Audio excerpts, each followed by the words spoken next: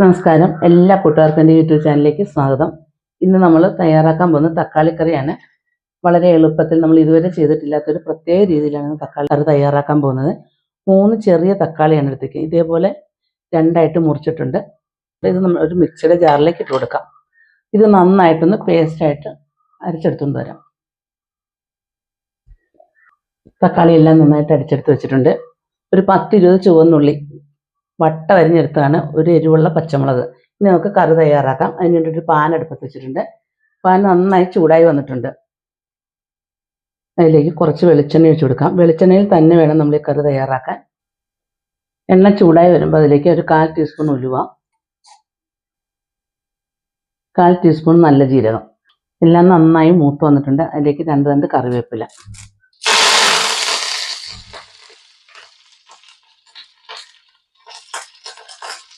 ഒരു പച്ചമുളക്, ചെറുതായി അരിഞ്ഞെടുത്ത ചുവന്നുള്ളി,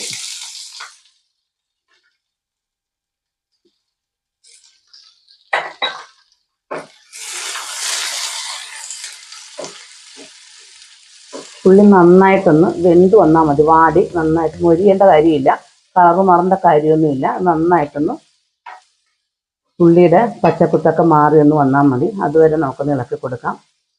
ഇപ്പോൾ ഒരു 5 മിനിറ്റ് കൊണ്ടൊക്കെ തയ്യാറാക്കി എടുക്കാവുന്ന, വളരെ സിമ്പിളായിട്ട് തയ്യാറാക്കി എടുക്കാവുന്ന ഒരു കറിയാണിത്. ചോറിനും ചപ്പാത്തിക്കും അപ്പത്തിൻ്റെ എല്ലാത്തിൻ്റെയും കൂടെ ഒരു സൈഡായിട്ട് കൂട്ടാൻ പറ്റുന്ന ഒരു അടിപൊളി കറിയാണിത്.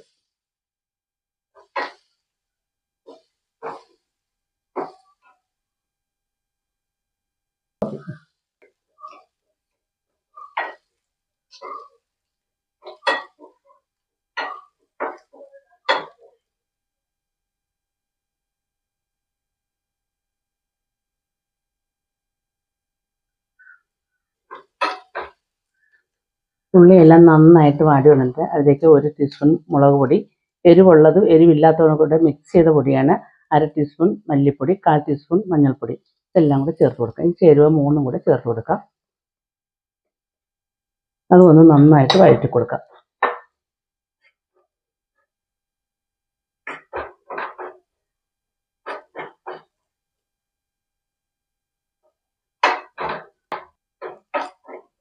മല്ലിയും മുളകും എല്ലാം നന്നായിട്ട് മൂത്ത് വന്നിട്ടുണ്ട്. അതിലേക്ക് നമുക്കിനി അരച്ച് വെച്ചിരിക്കുന്ന തക്കാളി ചേർത്ത് കൊടുക്കാം.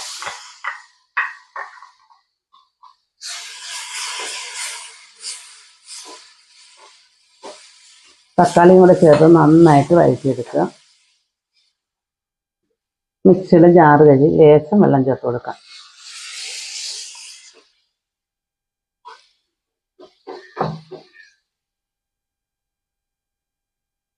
ആവശ്യത്തിന് ഉപ്പ് ചേർത്ത് കൊടുക്കുക. ലേശം കായപ്പൊടി ചേർത്ത് കൊടുക്കുക. ഇതെല്ലാം കൂടെ നന്നായിട്ടൊന്ന് മിക്സ് ചെയ്ത് കൊടുക്കണം.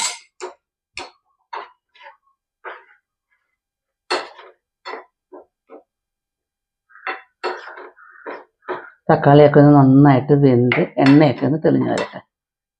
2 മിനിറ്റ് ഇതേപോലെ ഇരുന്ന് നന്നായിട്ടൊന്ന് വെന്ത് വരട്ടെ.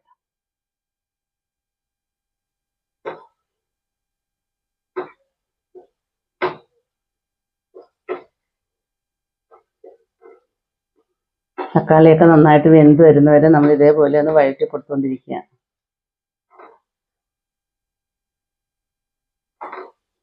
അരച്ച് ചേർത്താലും വളരെ പെട്ടെന്ന് തന്നെ തക്കാളി വെന്തിട്ടുണ്ട്. ഇനി നമുക്കിതിലേക്ക് ചേർത്ത് കൊടുക്കേണ്ടതെന്ന് വെച്ചാൽ തൈരാണ്. ഇനി ഇതിലേക്ക് നമ്മൾ ചേർത്ത് കൊടുക്കുന്ന ഒരു 1/2 കപ്പ് തൈരാണ്.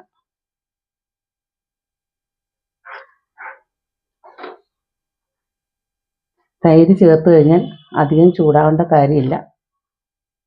ചെറു തീയിലിട്ട് ഒരു ഇളം ചൂടായാൽ മതി.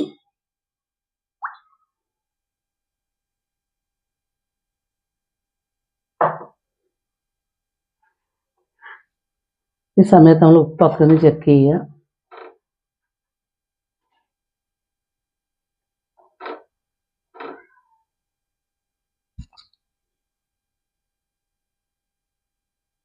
അധികം പുളിയില്ലാത്ത തൈര് ചേർക്കാൻ ശ്രദ്ധിക്കുക. ആവശ്യത്തിന് എരിവും പുളിയും എല്ലാം ഉണ്ട്.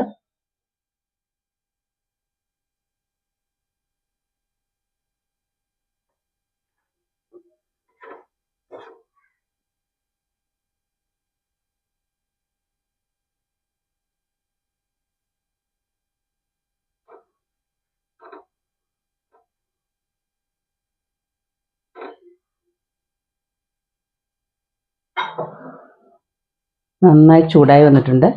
ഇനി നമുക്കൊരു പാത്രത്തിലേക്ക് പകർന്നു വയ്ക്കാം.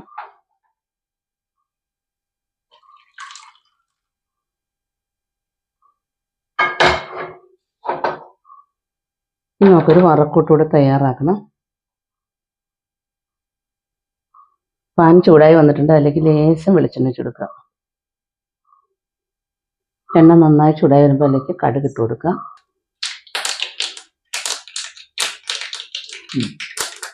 കടുകെല്ലാം പൊട്ടി കഴിയുമ്പോൾ 2 ചുവന്നുള്ളി വറുത്തരിഞ്ഞത്, 2 തണ്ട് കറിവേപ്പില,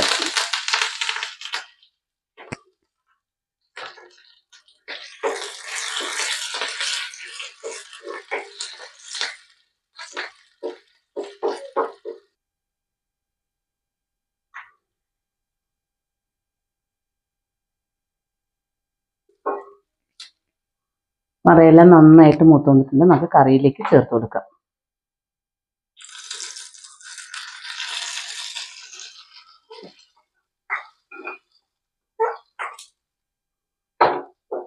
അപ്പോൾ ഇത്രയേ ഉള്ളൂ. വളരെ പെട്ടെന്ന് തയ്യാറാക്കാൻ പറ്റുന്ന ഒരു തക്കാളി കറിയുടെ റെസിപ്പിയാണിത്. ഈ വീഡിയോ നിങ്ങൾക്ക് ഇഷ്ടപ്പെട്ടു എന്ന് വിചാരിക്കുന്നു. ഇഷ്ടപ്പെട്ടെങ്കിൽ ലൈക്ക് ചെയ്യുക, ഷെയർ ചെയ്യുക, കമൻറ്റ് ചെയ്യുക, സബ്സ്ക്രൈബ് ചെയ്യുക.